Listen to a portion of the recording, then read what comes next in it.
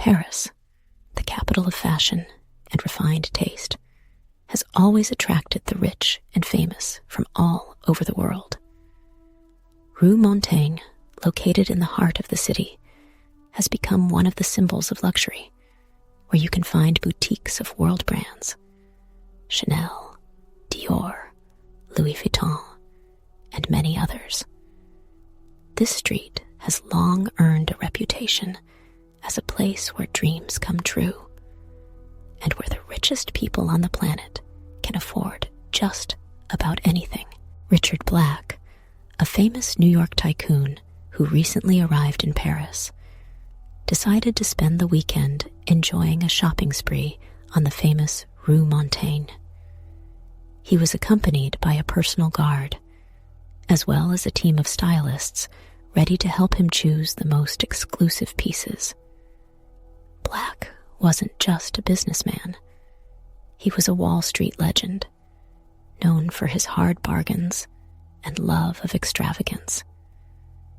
But that day, as he entered the Louis Vuitton boutique, he seemed to vanish into thin air. CCTV cameras recorded Black entering the store, but despite numerous checks of the footage, no one saw him leave. Store staff assured that after selecting a few items, Black headed for the exit, but no trace of him was ever seen again. It was the first mysterious disappearance to rock Paris, but by no means the last. Detective Francois Leblanc, an experienced investigator with 20 years of experience, was assigned to the case. Leblanc was well known in Parisian circles. He was called a man with a cool head and nerves of steel. He immediately launched an investigation, interviewing store personnel and reviewing surveillance footage. Despite his best efforts, however, Black's disappearance remained a complete mystery. All the cameras showed the same thing: Black entering the store, looking through the displays, chatting with the staff, but then simply disappearing from the frame. There was no sign of a struggle, break-in, or trespassing.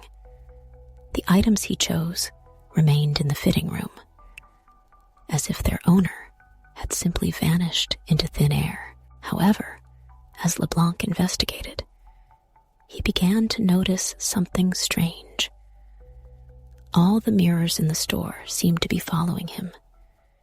In the reflections, sometimes seemed fleeting shadows, which disappeared as soon as he turned his head.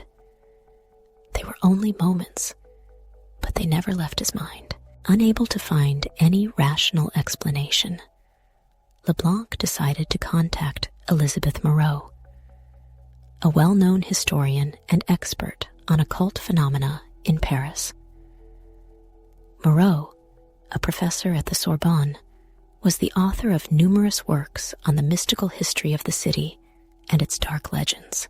When Leblanc told her about his investigation, Moreau suggested that they visit Rue Montaigne together. She told the detective an old legend associated with the place. In the 18th century, it had been the site of a luxurious mansion inhabited by a family associated with mysticism and alchemy. After the French Revolution, the mansion was destroyed, but according to rumors, its inhabitants did not leave the place, but turned into spirits living in the mirrors installed in the boutiques. Moreau showed Leblanc old records and diaries that mentioned cases of mysterious disappearances of people in the neighborhood dating back to the 19th century. According to her, these spirits could lure people into their dimension through mirrors, leaving them trapped forever between worlds. After talking to Moreau, Leblanc began to suspect that the mirrors on Rue Montaigne played a key role in the disappearances. He returned to the Louis Vuitton boutique and scrutinized all the mirrors, hoping to find some clues. But all he found were only strange, subtle changes in the reflections. Small distortions, barely noticeable to the eye. LeBlanc decided to invite Moreau to the site to perform a rite of purification. They brought ancient artifacts found in Moreau's archives and began the ritual, hoping to banish the spirits from the mirrors. But as soon as they began, something terrible happened. The mirrors began to shake, and then a figure appeared on the surface of one of them, dark and indistinguishable, but clearly sinister.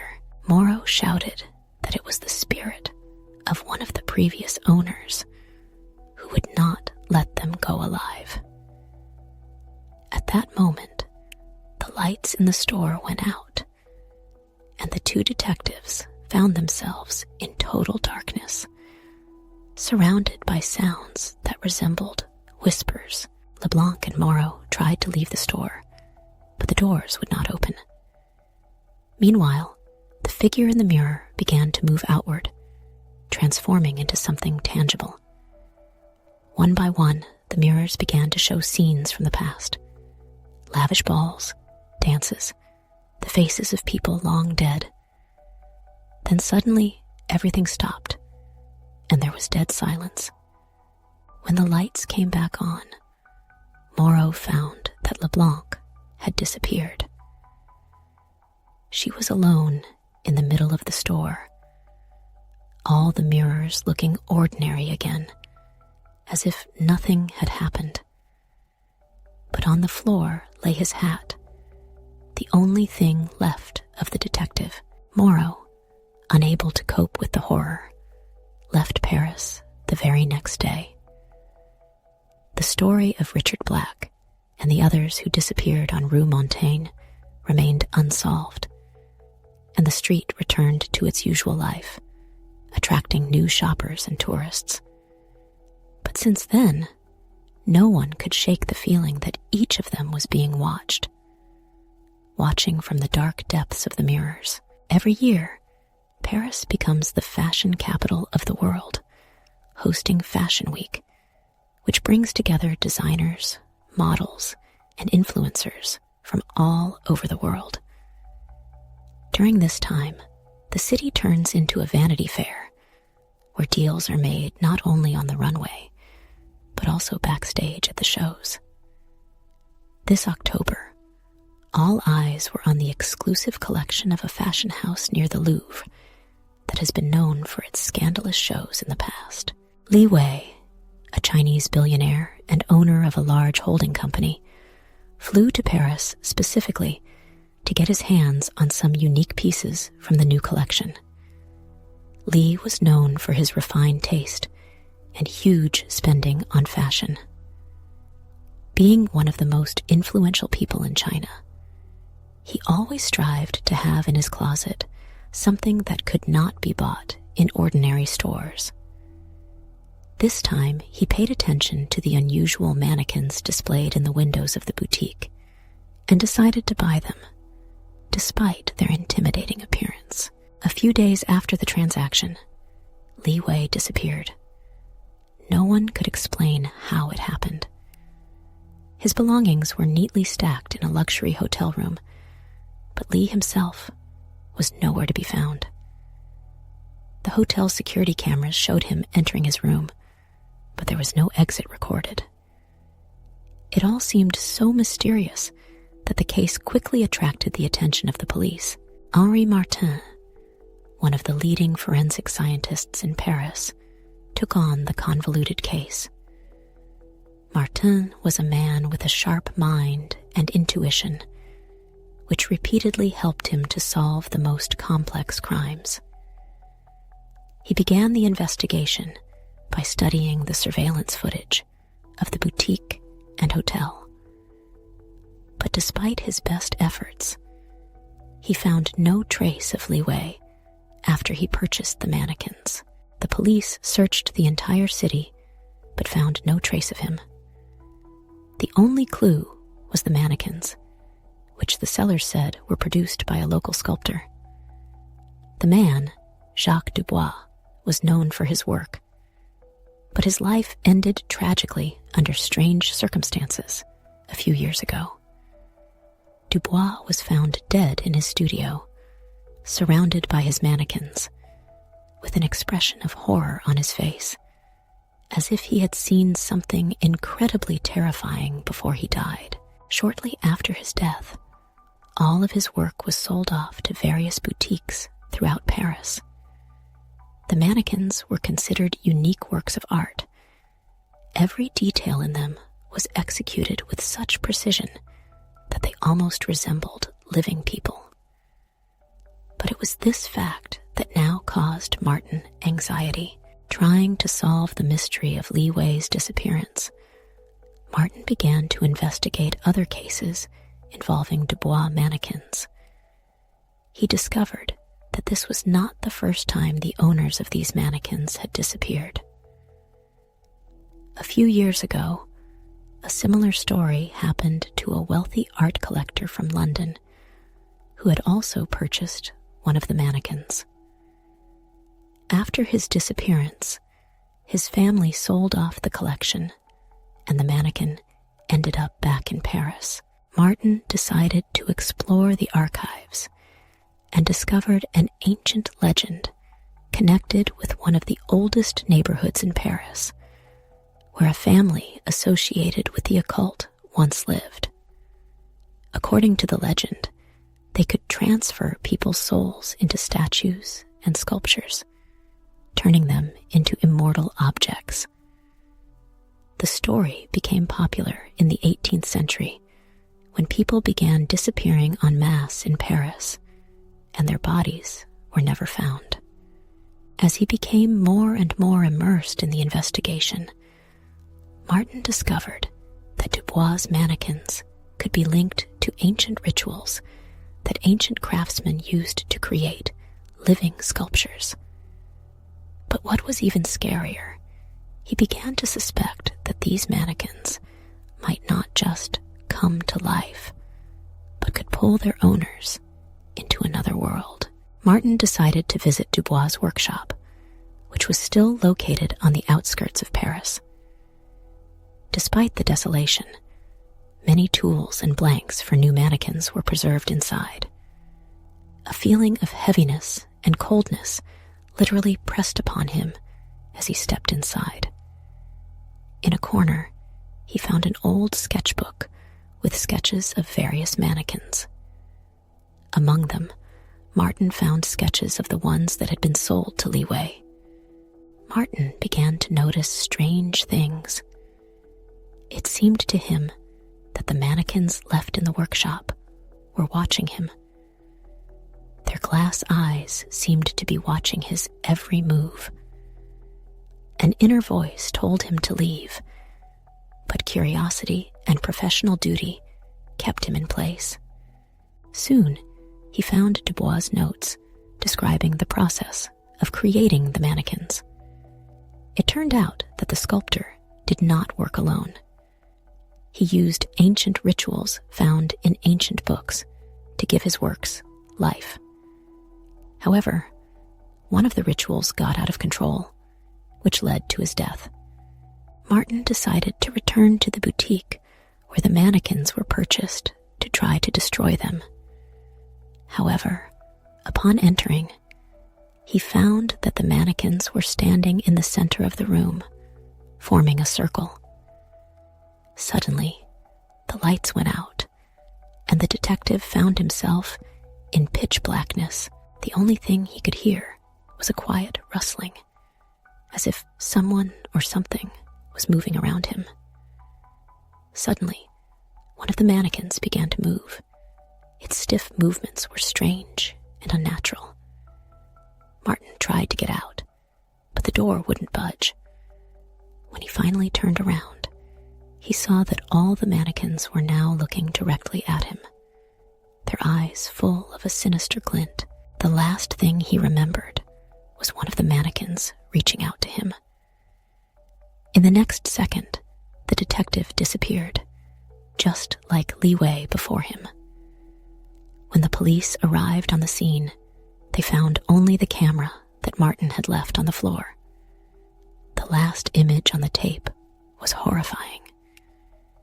It showed Martin standing among the mannequins, but his face was distorted with horror, and his eyes were as empty as the figures themselves. The boutique has since been closed, and the mannequins have disappeared without a trace. The story of Li Wei and Henri Martin remained unsolved, but rumors began to circulate in Paris that sometimes, passing by the abandoned Dubois workshop, you can see shadows of people frozen in strange poses, like mannequins. Paris is a city of romance, art, and history, but beneath its picturesque streets lies another, darker side. Thousands of tunnels, known as catacombs, pierce the underground part of the city. These ancient corridors, stretching for hundreds of kilometers, hold the remains of more than 6 million people whose skeletons were moved here in the late 18th century when the city's cemeteries became overcrowded. In October this year, a group of American billionaires decided to arrange for themselves an unusual shopping tour of the undergrounds of Paris. Leading businessmen such as Donald Woods and Michael Hurst were known for their passion for exclusive entertainment. Rebecca Smith, a famous actress who loved extreme adventure, also went with them. Instead of visiting traditional boutiques on the Champs-Élysées, they decided to go on an informal trip through the catacombs, where they were promised to find unique artifacts left there during the French Revolution. The excursion began late in the afternoon, when the streets of Paris were beginning to empty. The group, accompanied by a local guide, descended into the dark corridors of the catacombs. They hoped to find unique items that no one had ever auctioned off. However, shortly after the hike began, communication with the group was cut off. When the guide returned to the surface, he was in complete shock and could not explain what had happened. All traces of the billionaires were lost somewhere in the labyrinth near Paris. The investigation into the billionaires' disappearance quickly became one of the most high-profile news stories. French police were forced to react quickly, given the high status of the missing. Commissioner Jean-Pierre Roche, one of France's top investigators, took over the case. Roche was a man with a wealth of experience in investigations involving occult and mystical occurrences, making him the perfect candidate for the task. The first thing Roche did was to question the guide. He said that the group was walking along one of the abandoned branches of the catacombs when suddenly strange things began to happen. The walls seemed to move, and the air became noticeably colder. The guide said that he heard strange, whisper-like sounds and felt the presence of someone or something, but could not see what it was. At one point, he lost consciousness and woke up on the surface with no memory of how he got there. Roche knew that the catacombs of Paris had always been surrounded by many legends and stories about the ghosts and spirits that haunted these dark corridors. The catacombs had been created in the late 18th century to house human remains and had since become a place of pilgrimage for adventurers and mystics. Some have claimed to have seen ghosts there, while others have spoken of paranormal phenomena occurring in the deepest parts of the tunnels. In an attempt to find some clues, Roche turned to Professor Jacques Renoir, a renowned archaeologist and specialist in the history of Paris. Renoir had studied the catacombs for many years and knew every branch of this underground labyrinth. He was a man who did not believe in mysticism, but respected ancient legends and folk beliefs. Renoir told Roche about ancient maps of the catacombs, which marked some unknown or forgotten sections of tunnels. One of these tunnels, according to legend, had been created specifically to confuse uninvited guests and protect against intrusion into certain parts of the dungeons. These tunnels were full of traps and riddles, and it was said that they could change their shape, confusing and leading people further and further into the depths of the earth. Roche and Renoir decided to set out on their own, taking minimal equipment and armed with ancient maps Renoir had found in the archives. They knew that the further they went, the more dangerous their journey would become. But both realized they had no other choice. As they delved deeper and deeper into the catacombs, Roche and Renoir began to encounter phenomena they could not explain. The walls of the tunnels seemed alive. They felt vibrations, as if huge mechanisms were moving somewhere nearby. The light of their flashlights began to flicker, and from time to time, they heard strange sounds like distant screams or moaning voices. After a few hours of traveling, they found one of the abandoned areas that was not marked on modern maps. On the walls were visible strange symbols, which Renoir identified as ancient occult signs used during the French Revolution to ward off evil spirits. These symbols, according to Renoir, could serve both to protect and imprison spirits in a certain place. As they traveled further, they noticed that the tunnels became narrow and crooked, as if the walls themselves were trying to trap them.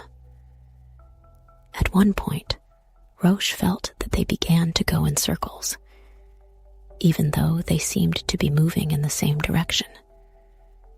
Their flashlights began to go out, and they felt an intense chill, as if time had stopped in this place.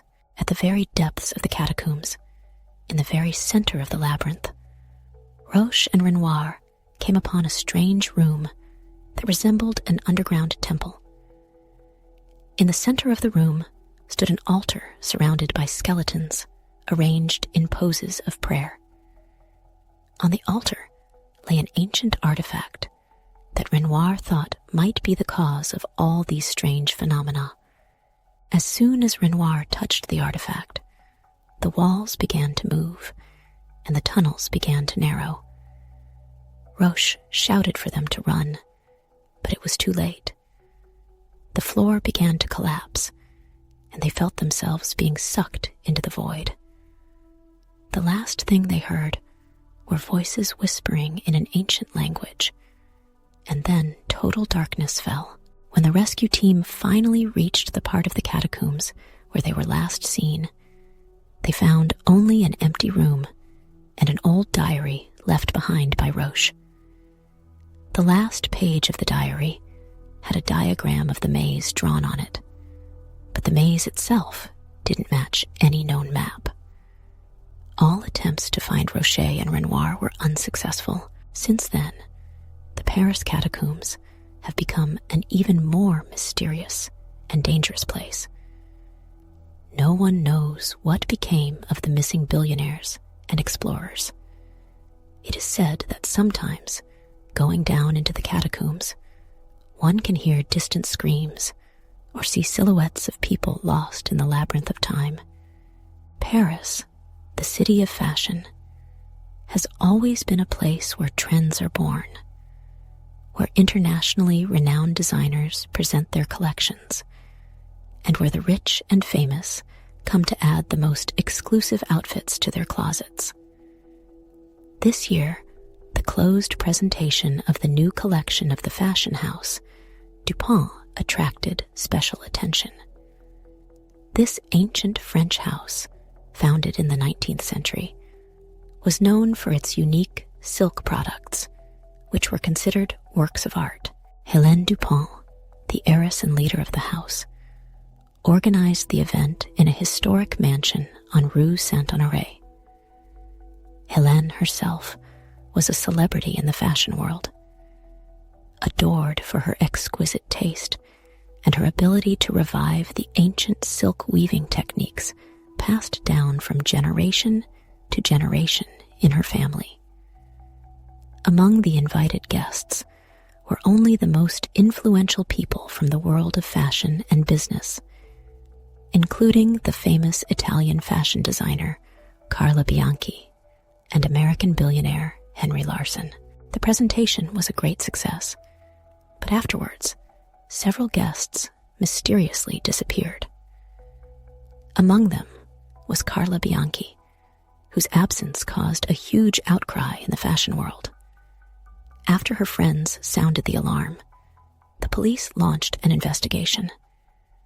There was nothing unusual in Carla's hotel room, except for one thing: a silk handkerchief from the new collection, which was neatly tied on her chair, was strangely tight, as if its owner at the last moment tried to get free of it.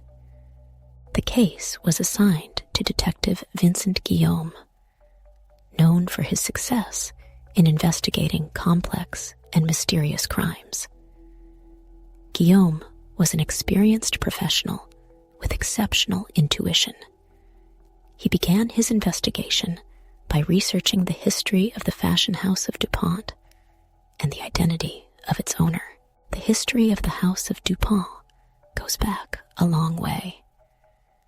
The DuPont family had been engaged in silk weaving since the late 18th century and was considered one of the most influential in this field.